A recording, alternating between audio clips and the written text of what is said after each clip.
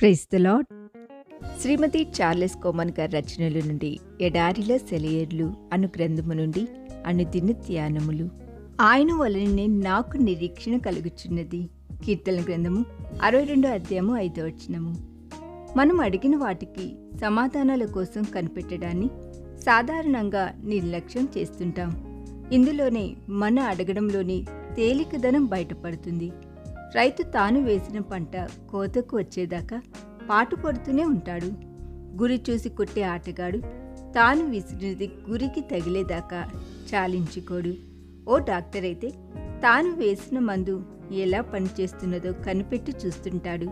మరి క్రైస్తవుడు తన ప్రార్థన ఫలితాల కోసం ఎందువల్ల పట్టుదలతో కనిపెట్టడం లేదు? దేవుని చిత్త ప్రకారం విశ్వాస సహితంగా వాగ్దానానుసారంగా యేసు ప్రభు నామం పేరిట పరిశుద్ధాత్మ ఆవేశంలో ఈ ఇహలోకపరమైన ఆశీర్వాదాల కోసం కానీ ఆత్మీయ అభివృద్ధి కోసం కానీ చేసే ప్రతి ప్రార్థన సంపూర్ణ అంగీకారాన్ని పొందింది లేక పొందుతుంది. దేవుడు ఎప్పుడూ తన ప్రజల విన్నపాలను అభిప్రాయాలను మొత్తం మీద ఉన్నవి ఉన్నట్టుగానే స్వీకరిస్తాడు. తద్వారా ఆయనకు మహిమ, వారికి నిత్యము ఆత్మీయ క్షేమము కలుగుతాయి.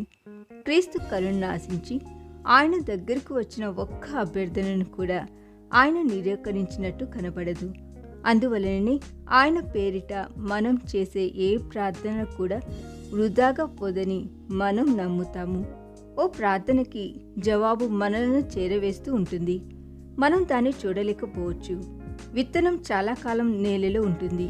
సరైన కాలం వచ్చేసరికి దాని ఆకులు విచ్చుకుని కనిపిస్తాయి. ఇది ఇంకా మొలకెత్తనంత కాలం ఆ విత్తనం చచ్చినట్టే లేనట్టుగానే ఉంటుంది మన కళ్ళకి. ప్రార్థనలకు ఆలస్యంగా జవాబు రావడం అన్నది విశ్వాసానికి పరీక్ష మాత్రమే కాదు. అడ్డంకులు కనిపిస్తూ ఉన్నప్పుడు కూడా దేవునిపై మనకి గల నిశ్చయతను ప్రదర్శించడం ద్వారా ఆయన్ని కనపరచడానికి ఇది మనకి సహాయపడుతుంది.